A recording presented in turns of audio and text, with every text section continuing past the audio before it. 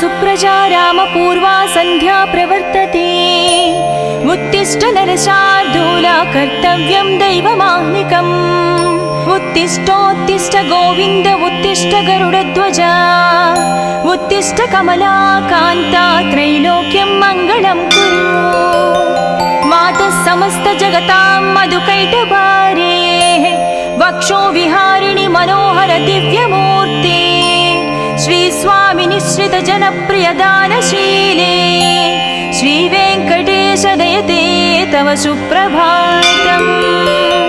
तव सुप्रभातमरविन्दलोचने भवतु प्रसन्नमुखचन्द्रमण्डले। विधिशङ्करेन्द्रवनिताभिरर्चिते वृषशैलनाद दयते दयानिधे। अत्र्यादिसप्तऋषयः समुपास्य सन्ध्याम् आकाशसिन्धुकमलानि मनोहराणि। आदाय पादयुगमर्चयितं प्रपन्नाः शेषाद्रिशेखर विभो तव सुप्रभातम्। पञ्चाननाब्ज भव षण्मुखवासवाद्याः त्रैविक्रमादिचरितं विबुधास्तुवन्ति। भाषापतिः पठति वासरशुद्धिमारात् शेषाद्रिशेखर विभो तव सुप्रभातम्। ईशत्प्रफुल्ल सरसीरुह नारिकेळ पूगध्रुमादि सुमनोहर पालिकानाम् आवाति मन्दमनिलसह दिव्यगन्धैः शेषाद्रिशेखर विभो तव सुप्रभातम्। उन्मील्य नेत्रयुगमुत्तम पञ्जरस्ताः पात्रावशिष्टकदलीस्थलपायसानि भुक्त्या सलीलमदखेळ सुखा पठन्ति शेषाद्रिशेखर विभो तव सुप्रभातम्। तन्त्री प्रकर्ष मधुरस्वनयादि पञ्चा गायत्यनन्तचरितं तव नारदोऽपि। भाषा समग्रमसरत्कृतचारुरम्यम् शेषाद्रिशेखर विभो तव सुप्रभातम्। भृङ्गावळी च मकरन्दरसानुविद्ध जङ्कारगीतनिनदैः सह सेवनाय निर्यात्युपान्त सरसी कमलोदरेभ्यः शेषाद्रिशेखर विभो तव सुप्रभातम्। योषा गणेन वरदत्नि विमध्यमाने गोशालयेषु दधिमन्थन तीव्रघोषाः रोषात् कलिं विदधते ककुपञ्चकुम्भाः शेषाद्रिशेखर विभो तव सुप्रभातम्। पद्मेशमित्रशतपत्रगतालिवर्गाः हर्तुं श्रियं कुवलयस्य निजाङ्गलक्ष्म्याः भेरीनिनादमनबिभ्रति तीव्रनादाम् शेषाद्रिशेखर विभो तव सुप्रभातम्। श्रीमन्नभीष्टवरदाखिल लोकबन्धो श्री श्रीनिवास जगदेकदयैकसिन्धो श्रीदेवता गुहभुजान्तर दिव्यमूर्ते श्रीवेङ्कटाचलपते तव सुप्रभातम्। श्रीमन्नभीष्टवरदाखिल लोकबन्धो श्री श्रीनिवास जगदेश दयैकसिन्धो श्रीदेवता गृहभुजान्तर दिव्यमूर्ते श्रीवेङ्कटाचलपते तव सुप्रभातम्। श्रीस्वामि पुष्करिणिकाप्लव निर्मलाङ्गाः श्रेयाधिनो हरविरिञ्चि सनन्दनाद्याः द्वारे वसन्ति वरनेत्रहतोत्तमाङ्गाः श्रीवेङ्कटाचलपते तव सुप्रभातम्। श्रीशेषशैलगरुडाचल वेङ्कटाद्रिनारायणाद्रिवृषभाद्रिवृषाद्रिमुख्या आख्यां त्वदीय वसतिरनिशं वदन्ति श्रीवेङ्कटाचलपते तव सुप्रभातम्। सेवापराः शिवसुरेश कृशानुधर्मरक्षो भुराद पवमानदनादिनाद बद्धाञ्जलिप्रविलसन्निधशीर्षदेशा श्रीवेङ्कटाचलपते तव सुप्रभातम्। दाटीश्रुते विहगराज मृगाधिराज नागाधिराज गजराज हयाधिराज स्वस्वाधिकारमहमाधिकमर्दयन्ते तव सुप्रभातम् सूर्येन्दुभौमबुधवाक्पति काव्यसौरि सद्भानुकेतु दिवि सत्परिसत्प्रधानाः त्वद्वासदापचरमावधिदासदासाः श्रीवेङ्कटाचलपते तव सुप्रभातम् तत्पादधूलिभरितस्फुरितोत्तमाङ्गा स्वर्गापवर्गनिरपेक्ष निजान्तरङ्गा कल्पागमाकलनया कुलताङ्गभन्ते श्रीवेङ्कटाचलपते तव सुप्रभातम् त्वद्गोपुराग्रशिखराणि निरीक्षमाणाः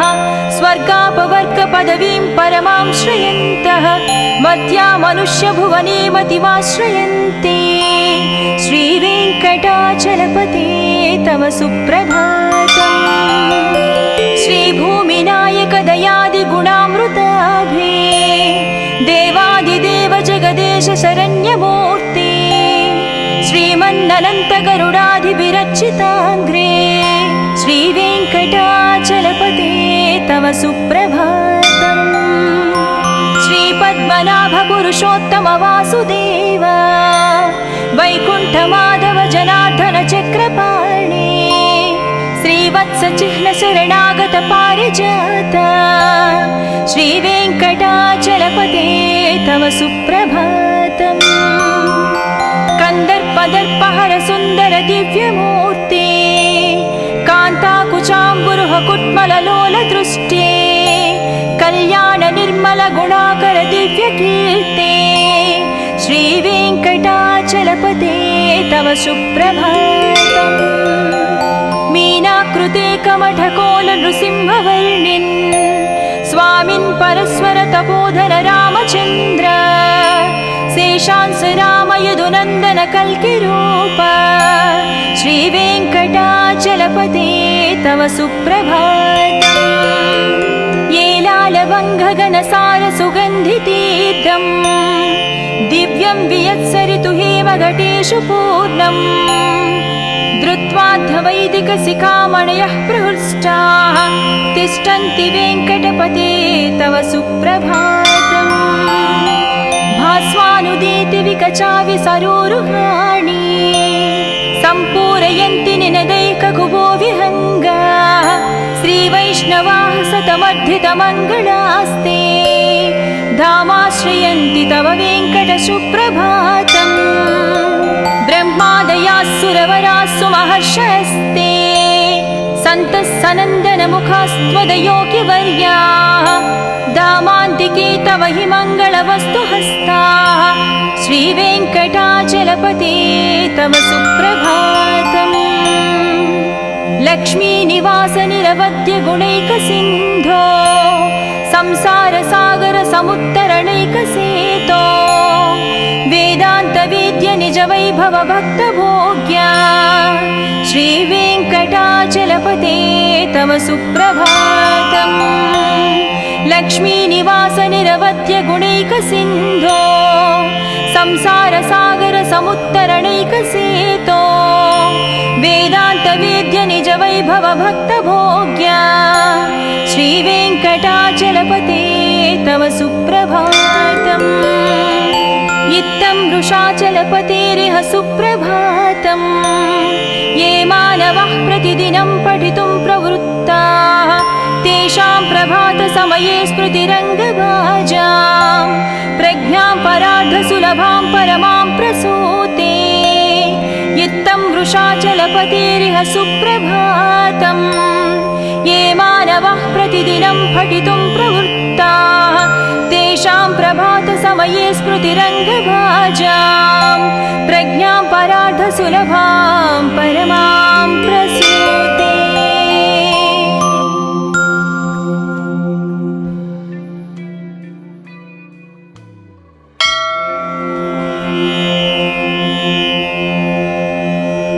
कौसल्या सुप्रजा रामपूर्वा सन्ध्या प्रवर्तते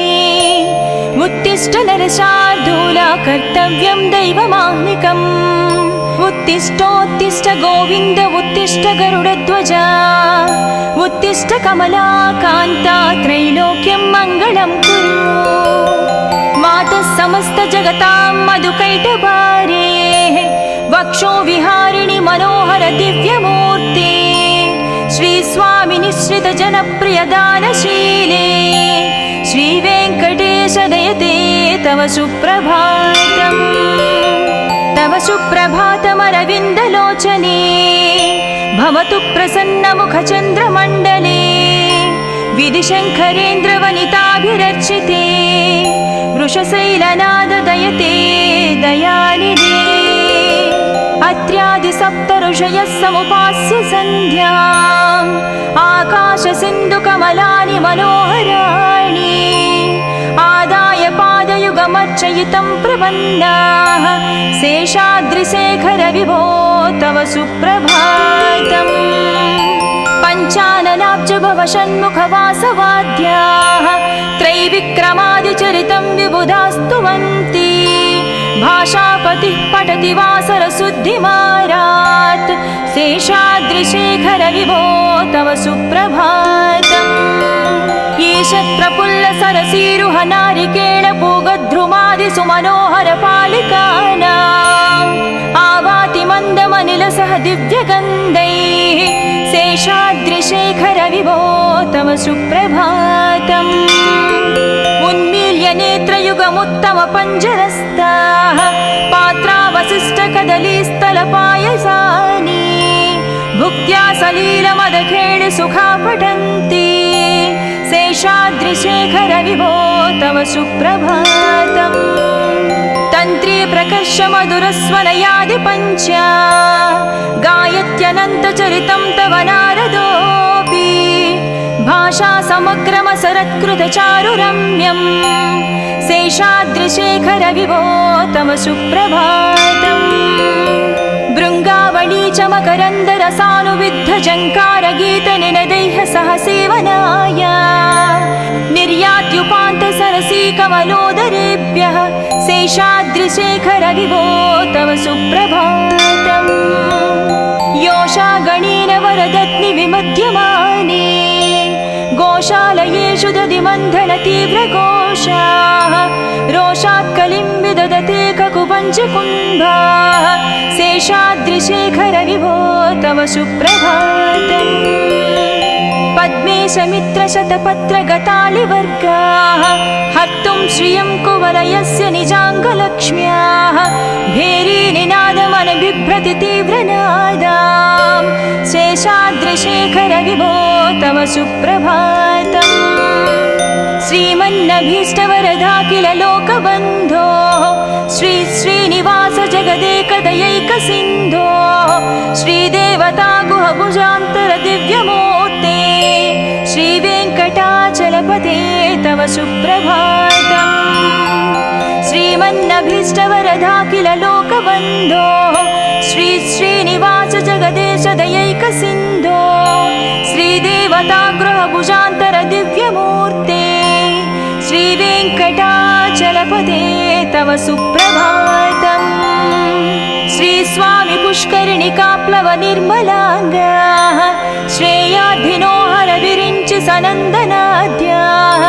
द्वारे वसन्ति वरनेत्र हतोद्यमाङ्गाः श्रीवेङ्कटाचलपते तव सुप्रभातम् श्रीशेषशैलगरुडाचल वेङ्कटाद्रिनारायणाद्रिवृषभाद्रिवृषाद्रिमुख्याम् आख्यां त्वदीयवसतेरनिशं वदन्ति श्रीवेङ्कटाचलपते तव सुप्रभातम् सेवापराः शिवसुरेश कृशानुधर्मरक्षोऽम्बुराद पवमानदनादिनाद बद्धाञ्जलिप्रविलसन्निधशीर्षदेशाः श्रीवेङ्कटाचलपते तव सुप्रभातम् दाटीशुते विहगराज मृगाधिराज नागाधिराज गजराज हयाधिराज स्वस्वाधिकारमहमाधिकमर्दयन्ते श्रीवेङ्कटाचलपते तव सुप्रभातम् सूर्येन्दुभौमबुधवाक्पति काव्यसौरि सद्भानुकेतु दिवि सत्परिसत्प्रधानाः त्वद्वासदापचरमावधि दासदासाः श्रीवेङ्कटाचलपते तव सुप्रभातम् तत्पादधूलिभरितस्फुरितोत्तमाङ्गा स्वर्गापवर्गनिरपेक्ष निजान्तरङ्गा कल्पागमाकलनया कुलताङ्गभन्ते श्रीवेङ्कटाचलपते तव सुप्रभातम् त्वद्गोपुराग्रशिखराणि निरीक्षमाणाः स्वर्गापवर्गपदवीं परमां श्रयन्तः मर्त्या मनुष्यभुवने मतिमाश्रयन्ते श्रीवेङ्कटाचलपते तव सुप्रभातम् श्रीभूमिनायक दयादिगुणामृताभे देवादिदेव जगदेश शरण्यमूर्ते श्रीमन्ननन्तगरुडाधिविरचिताङ्ग्रे श्रीवेङ्कटाचलपते तव सुप्रभातम्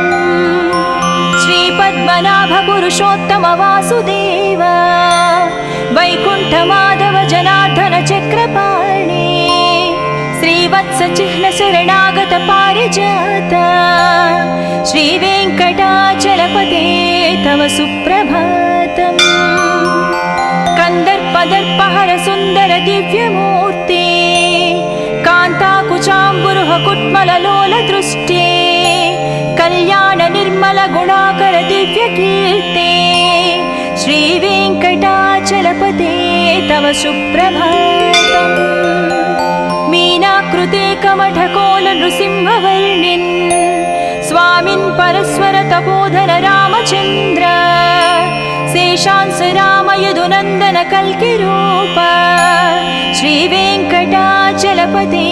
तव सुप्रभातम् येलालवङ्घगणसार सुगन्धितीर्थम् दिव्यं वियत्सरितु हेमघटेषु पूर्णम् धृत्वाद्धवैदिकशिखामणयः प्रहृष्टाः तिष्ठन्ति वेङ्कटपते तव सुप्रभातम् भास्वानुदीति विकचाविसरोरुहाणि सम्पूरयन्ति निनदैककुबो विहङ्गा श्रीवैष्णवाः सतमर्धितमङ्गलास्ते धामाश्रयन्ति तव वेङ्कटसुप्रभातम् ब्रह्मादयाः सुरवराः सुमहर्षयस्ते सन्तः सनन्दनमुखास्त्वदयोगिवर्याः धामान्तिके तव हि मङ्गलवस्तुहस्ताः श्रीवेङ्कटाचलपते तव सुप्रभातम् लक्ष्मीनिवास निरवध्य गुणैकसिन्धो संसारसागर समुत्तरणैकसेतो वेदान्तवेद्य निज वैभव भक्तभोग्या श्रीवेङ्कटाचलपते तव सुप्रभातम् लक्ष्मीनिवास निरवध्य गुणैकसिन्धो संसारसागर समुत्तरणैकसेतो वेदान्तवेद्य निज वैभव भक्तभोग्या श्रीवेङ्कटाचलपते तव सुप्रभातम् इत्थं वृषाचलपतेरिह सुप्रभातम्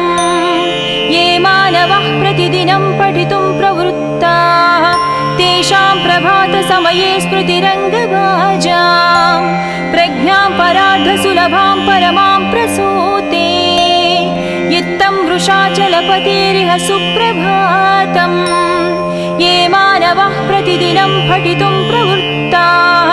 तेषां प्रभातसमये स्मृतिरङ्गभाजां प्रज्ञां परार्धसुलभां परमां प्रसूते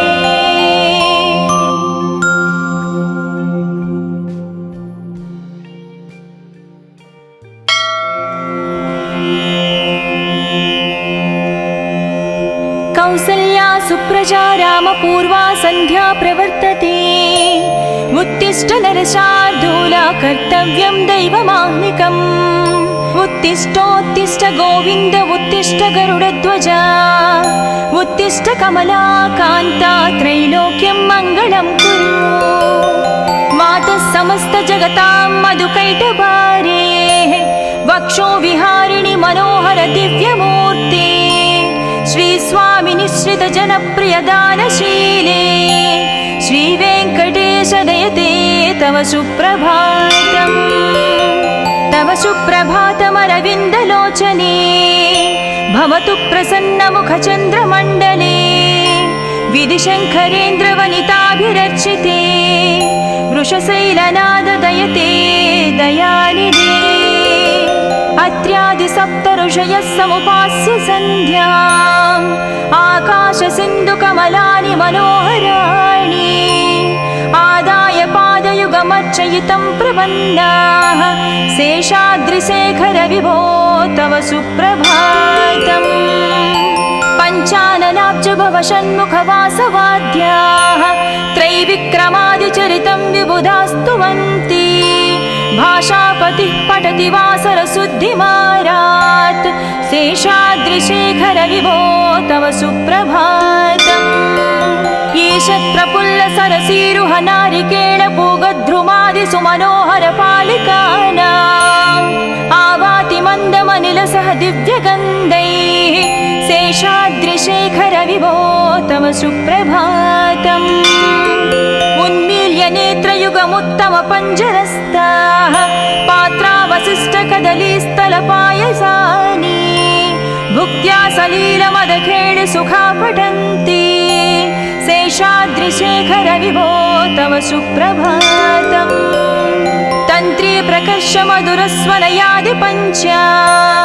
गायत्यनन्तचरितं तव नारदोऽपि भाषा समग्रमसरत्कृतचारुरम्यम् शेषाद्रिशेखर विभो तव सुप्रभातम् भृङ्गावळी च मकरन्दरसानुविद्धझङ्कारगीतनिनदैः सह सेवनाय निर्यात्युपान्तसरसीकमलोदरेभ्यः शेषाद्रिशेखर विभो तव सुप्रभातम् योषा गणेन वरदत्नि विमध्यमाने गोशालयेषु दधिमन्थन तीव्रघोषाः रोषात् कलिं विदधते ककुपञ्चकुम्भाः शेषाद्रिशेखर विभो तव सुप्रभातम् पद्मेशमित्रशतपत्रगतालिवर्गाः हर्तुं श्रियं कुवलयस्य निजाङ्गलक्ष्म्याः भेरीनिनादमनबिभ्रति तीव्रनादाम् शेषाद्रिशेखर विभो तव सुप्रभातम् श्रीमन्नभीष्टवरदाखिल लोकबन्धो श्री श्रीनिवास जगदेकदयैकसिन्धो श्रीदेवता गुहभुजान्तर दिव्यमूर्ते श्रीवेङ्कटाचलपते तव सुप्रभातम् श्रीमन्नभीष्टवरदाखिल लोकबन्धो श्री श्रीनिवास जगदेश दयैकसिन्धो श्रीदेवता गृहभुजान्तर दिव्यमूर्ते श्रीवेङ्कटाचलपते तव सुप्रभातम् श्रीस्वामि पुष्करिणिकाप्लव निर्मलाङ्गाः श्रेयाद्धिनोहर विरिञ्चि सनन्दनाद्याः द्वारे वसन्ति वरनेत्रहतोत्तमाङ्गाः श्रीवेङ्कटाचलपते तव सुप्रभातम् श्रीशेषशैलगरुडाचल वेङ्कटाद्रिनारायणाद्रिवृषभाद्रिवृषाद्रिमुख्याम् आख्यां त्वदीयवसतेरनिशं वदन्ति श्रीवेङ्कटाचलपते तव सुप्रभातम् सेवापराः शिवसुरेश कृशानुधर्मरक्षोऽम्बुराद पवमानदनादिनादा बद्धाञ्जलिप्रविलसन्निधशीर्षदेशा श्रीवेङ्कटाचलपते तव सुप्रभातम् दाटीश्रुते विहगराज मृगाधिराज नागाधिराज गजराज हयाधिराज स्वस्वाधिकारमहमाधिकमर्दयन्ते श्रीवेङ्कटाचलपते तव सुप्रभातम् सूर्येन्दुभौमबुधवाक्पति काव्यसौरि सद्भानुकेतु दिवि सत्परिसत्प्रधानाः त्वद्वासदापचरमावधिदासदासाः श्रीवेङ्कटाचलपते तव सुप्रभातम् तत्पादधूलिभरितस्फुरितोत्तमाङ्गाः स्वर्गापवर्गनिरपेक्षनिजान्तरङ्गाः कल्पागमाकलनया कुलताङ्गभन्ते श्रीवेङ्कटा सुप्रभातम् त्वद्गोपुराग्रशिखराणि निरीक्षमाणाः स्वर्गापवर्गपदवीं परमां श्रयन्तः मर्त्या मनुष्यभुवने मतिमाश्रयन्ते श्रीवेङ्कटाचलपते तव सुप्रभातम् श्रीभूमिनायक दयादिगुणामृताभे देवादिदेव जगदेश शरण्यमूर्ते श्रीमन्ननन्त गरुडाधिविरचिताङ्ग्रे श्रीवेङ्कटाचलपते तव सुप्रभातम् श्रीपद्मनाभ पुरुषोत्तम वासुदेव वैकुण्ठमाधव जनार्दन चक्रपाणे श्रीवत्स चिह्न शरणागत पारिजात श्रीवेङ्कटाचलपते तव सुप्रभातम् कंदर्पदर्पहर सुन्दर दिव्यमूर्ते कान्ताकुचाम्बुरुह कुट्मललोल दृष्टे कल्याण निर्मल गुणाकर दिव्यकीर्ते श्रीवेङ्कटाचलपते तव सुप्रभातम् मीनाकृते कमठकोल नृसिंहवर्णिन् स्वामिन् परस्वर तपोधन रामचन्द्र शेषांस राम यदुनन्दन कल्किरूप श्रीवेङ्कटाचलपते तव सुप्रभातम् येलालवङ्घगणसार सुगन्धितीर्थम् दिव्यं वियत्सरितु हेमघटेषु पूर्णम् धृत्वाद्धवैदिकशिखामणयः प्रहृष्टाः तिष्ठन्ति वेङ्कटपते तव सुप्रभातम् भास्वानुदीति विकचाविसरोरुहाणि सम्पूरयन्ति निनदैककुबो विहङ्गाः श्रीवैष्णवाः सतमर्धितमङ्गलास्ते धामाश्रयन्ति तव वेङ्कट सुप्रभातम् ब्रह्मादयास्सुरवरास्सु महर्षयस्ते सन्तः सनन्दनमुखास्त्वदयोगिवर्याः धामान्तिके तव हि मङ्गलवस्तुहस्ताः श्रीवेङ्कटाचलपते तव सुप्रभातम् लक्ष्मीनिवास निरवध्य गुणैकसिन्धो संसारसागर समुत्तरणैकसेतो वेदान्तवेद्य निज वैभव भक्तभोग्या श्रीवेङ्कटाचलपते तव सुप्रभातम्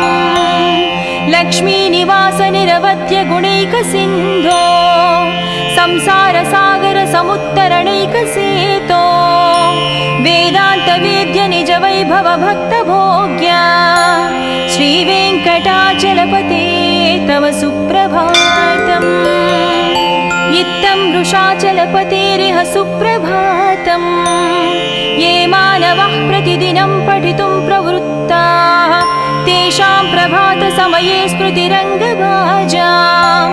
प्रज्ञां परार्धसुलभां परमां प्रसूते इत्थं वृषाचलपतेरिह सुप्रभातम् ये मानवः प्रतिदिनं पठितुं प्रवृत्ताः तेषां प्रभातसमये स्मृतिरङ्गभाजां प्रज्ञां परार्धसुलभां परमां प्रसूते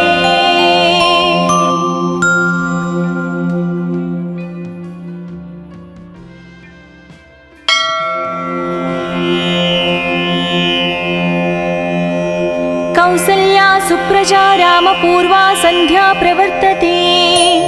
उत्तिष्ठ नरशार्दूला कर्तव्यं दैवमाह्निकम् उत्तिष्ठोत्तिष्ठ गोविन्द उत्तिष्ठ गरुडध्वजा उत्तिष्ठ कमला कान्ता त्रैलोक्यं मङ्गलं कुरु मातः समस्त जगतां मधुकैटभारे वक्षो विहारिणि मनोहर दिव्यमूर्ते श्रीस्वामि निश्रित जनप्रिय दानशीले श्रीवेङ्कटेश दयते तव सुप्रभातम् तव सुप्रभातमरविन्दलोचने भवतु प्रसन्नमुखचन्द्रमण्डले विधिशङ्करेन्द्रवनिताभिरर्चिते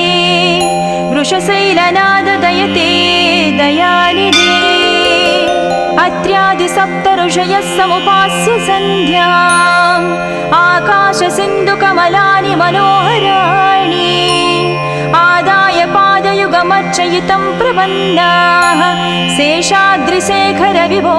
तव सुप्रभातम् पञ्चाननाब्ज भव षण्मुखवासवाद्याः त्रैविक्रमादिचरितं विबुधास्तुवन्ति भाषापतिः पठति वासरशुद्धिमारात् शेषाद्रिशेखर विभो तव सुप्रभातम् ईषत् प्रफुल्ल सरसीरुह नारिकेळ पूगद्रुमादि सुमनोहर पालिकानाम् आवाति मन्दमनिलसह दिव्यगन्धैः शेषाद्रिशेखर विभो तव सुप्रभातम् उन्मील्य नेत्रयुगमुत्तम पञ्जरस्ताः पात्रावशिष्टकदलीस्थलपायसानि भुक्त्या सलीलमदखेळ सुखा पठन्ति शेषाद्रिशेखर विभो तव सुप्रभातम्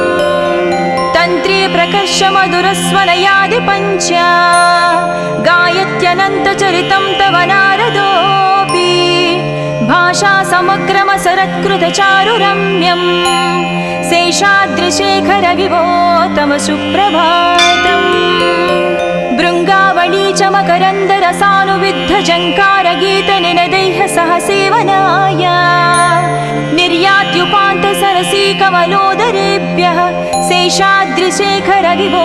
तव सुप्रभातम् योषा गणेन वरदत्नि विमध्यमाने गोशालयेषु दधिमन्थन तीव्रघोषाः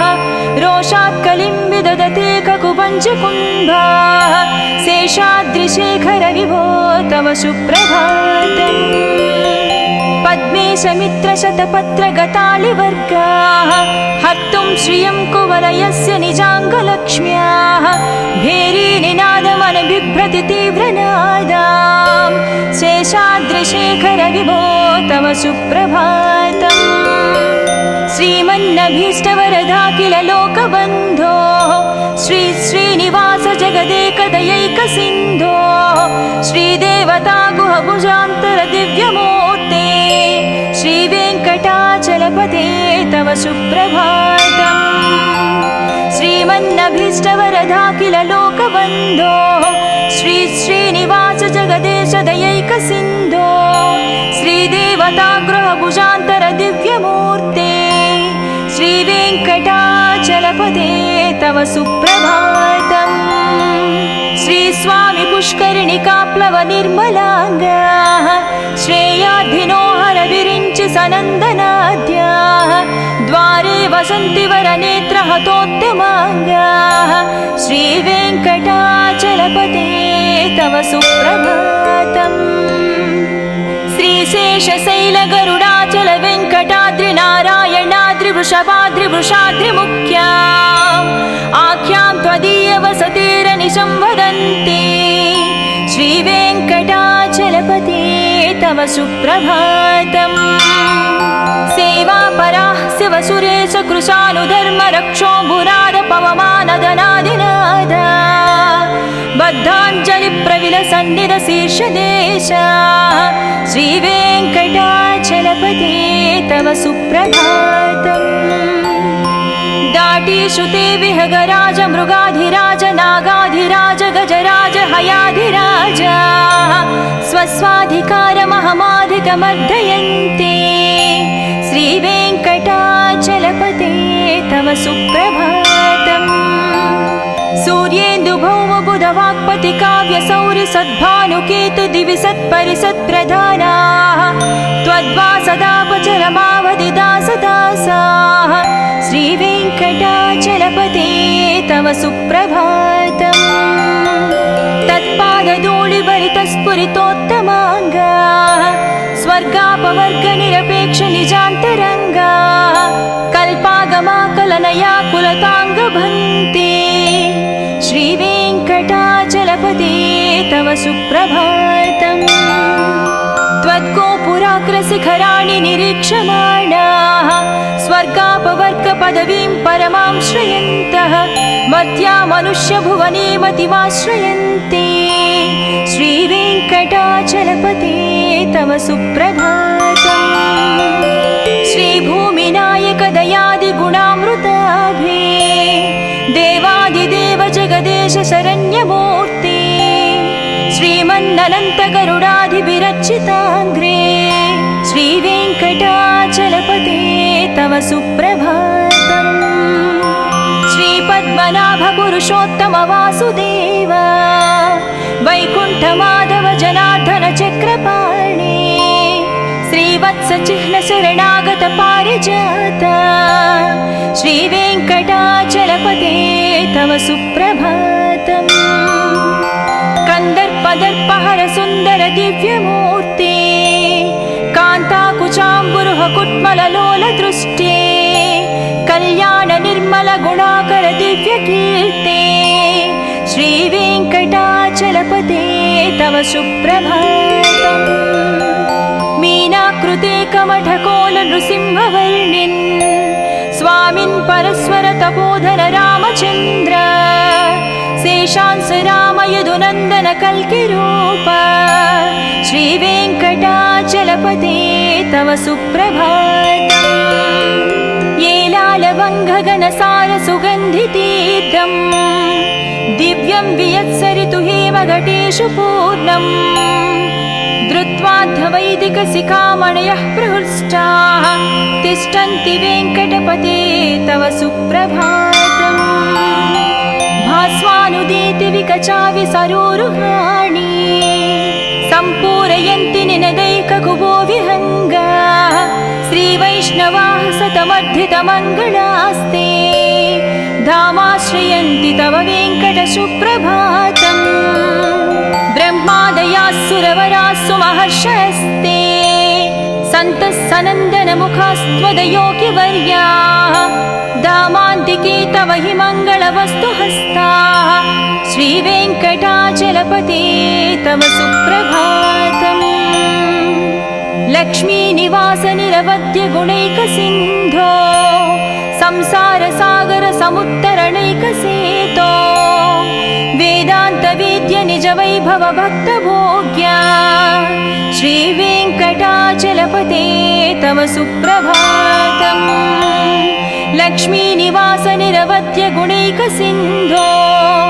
संसारसागर समुत्तरणैकसेतो वेदान्तवेद्य निज वैभव भक्तभोग्या श्रीवेङ्कटाचलपते तव सुप्रभातम् इत्थं वृषाचलपतेरिह सुप्रभातम् ये मानवः प्रतिदिनं पठितुं प्रवृत्ताः तेषां प्रभातसमये स्मृतिरङ्गभाजां प्रज्ञां परार्धसुलभां परमां प्रसूते इत्थं वृषाचलपतेरिह सुप्रभातम् ये मानवः प्रतिदिनं पठितुं प्रवृत्ताः तेषां प्रभातसमये स्मृतिरङ्गभाजां प्रज्ञां परार्धसुलभां परमां प्रसूते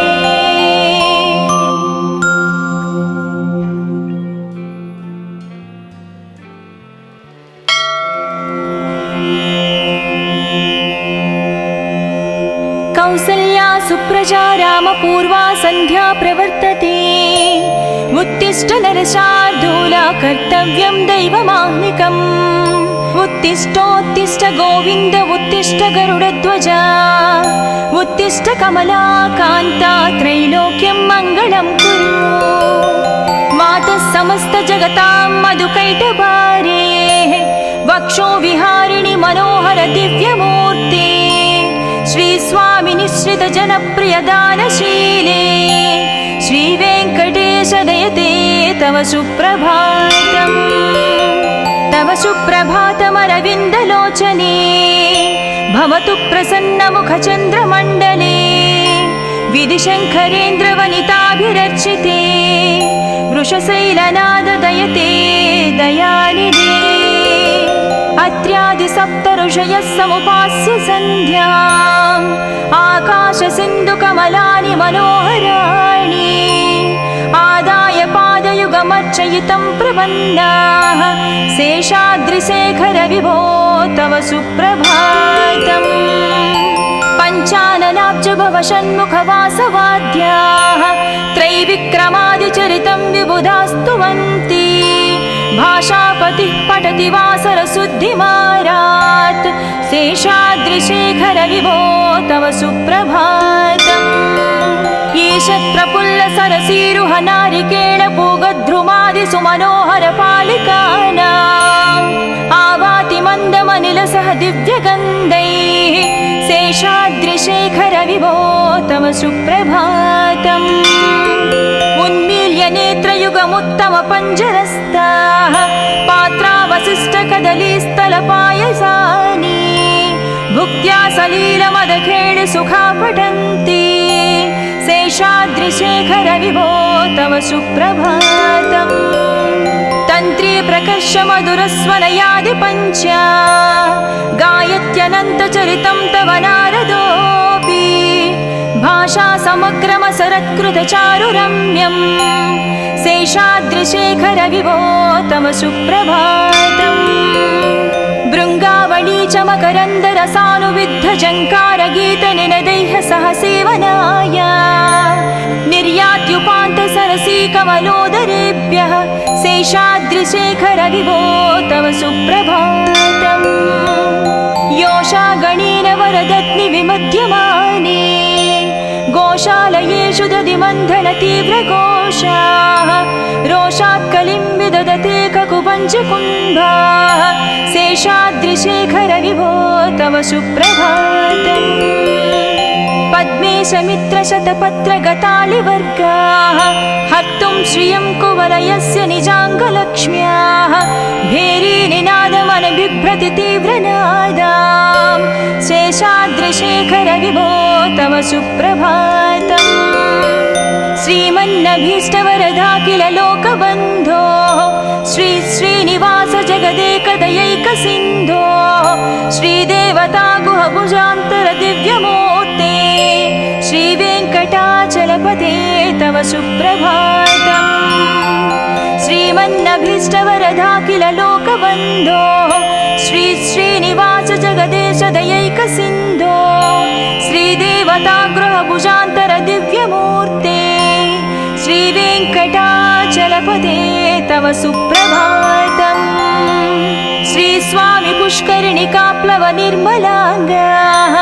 श्रेयाधिनो हर विरिञ्चि सनन्दनाद्याः द्वारे वसन्ति वरनेत्रहतोत्तमाङ्गाः श्रीवेङ्कटाचलपते तव सुप्रभातम् श्रीशेषशैलगरुडाचल वेङ्कटाद्रि नारायणाद्रि वृषभाद्रिवृषाद्रिमुख्याम् आख्यां त्वदीय वसतिरनिशं वदन्ति श्रीवेङ्कटाचलपते तव सुप्रभातम् सेवापराः शिवसुरेश कृशानुधर्मरक्षोऽम्बुराद पवमानदनादिनादा बद्धाञ्जलिप्रविलसन्निधशीर्षदेशा श्रीवेङ्कटाचलपते तव सुप्रभातम् दाटीषु ते विहगराज मृगाधिराज नागाधिराज गजराज हयाधिराज स्वस्वाधिकारमहमाधिकमर्दयन्ते श्रीवेङ्कटाचलपते तव सुप्रभातम् सूर्येन्दुभौमबुधवाक्पति काव्यसौरि सद्भानुकेतु दिवि सत्परिसत्प्रधानाः त्वद्वासदापचरमावधिदासदासाः श्रीवेङ्कटाचलपते तव सुप्रभातम् तत्पादधूलिभरितस्फुरितोत्तमाङ्गाः स्वर्गापवर्गनिरपेक्ष निजान्तरङ्गाः कल्पागमाकलनया कुलताङ्गभन्ते श्रीवेङ्कटाचलपते तव सुप्रभातम् त्वद्गोपुराग्रशिखराणि निरीक्षमाणाः स्वर्गापवर्गपदवीं परमां श्रयन्तः मत्या मनुष्यभुवने मतिमाश्रयन्ते श्रीवेङ्कटाचलपते तव सुप्रभातम् श्रीभूमिनायकदयादिगुणामृताभे देवादिदेव जगदेश शरण्यमूर्ते श्रीमन्ननन्तगरुडाधिभिरर्चिताङ्घ्रे श्रीवे सुप्रभातम्। श्रीपद्मनाभ पुरुषोत्तम वासुदेव वैकुण्ठ माधव जनार्दन चक्रपाणि श्रीवत्स चिह्न शरणागत पारिजात श्रीवेङ्कटाचलपते तव सुप्रभातम्। कन्दर्पदर्पहर सुन्दर दिव्यमूर्ते कान्ताकुचाम्बुरुह कुट्मललोल दृष्टे कल्याण निर्मल गुणाकर दिव्यकीर्ते श्रीवेङ्कटाचलपते तव सुप्रभातम्। मीनाकृते कमठकोल नृसिंहवर्णिन् स्वामिन् परस्वर तपोधर रामचन्द्र शेषांस राम यदुनन्दन कल्किरूप श्रीवेङ्कटाचलपते तव सुप्रभातम्। येलालवङ्घगनसार सुगन्धितीर्थम् दिव्यं वियत्सरितु हेमघटेषु पूर्णम् धृत्वाद्धवैदिकशिखामणयः प्रहृष्टाः तिष्ठन्ति वेङ्कटपते तव सुप्रभातम्। भास्वानुदीति विकचावि सरोरुहाणि सम्पूरयन्ति निनदैककुबो विहङ्गाः श्रीवैष्णवाः सतमर्धितमङ्गलास्ते धामाश्रयन्ति तव वेङ्कट सुप्रभातम्। ब्रह्मादयास्सुरवरास्सु महर्षयस्ते सन्तः सनन्दनमुखास्त्वदयोगिवर्याः धामान्तिके तव हि मङ्गलवस्तुहस्ताः श्रीवेङ्कटाचलपते तव सुप्रभातम्। लक्ष्मीनिवास निरवद्य गुणैकसिन्धो संसारसागर समुत्तरणैकसेतो वेदान्तवेद्य निज वैभव भक्तभोग्या श्रीवेङ्कटाचलपते तव सुप्रभातम्। लक्ष्मीनिवास निरवद्य गुणैकसिन्धो संसारसागर समुत्तरणैकसेतो वेदान्तवेद्य निज वैभव भक्तभोग्या श्रीवेङ्कटाचलपते तव सुप्रभातम्। इत्थं वृषाचलपतेरिह सुप्रभातम्।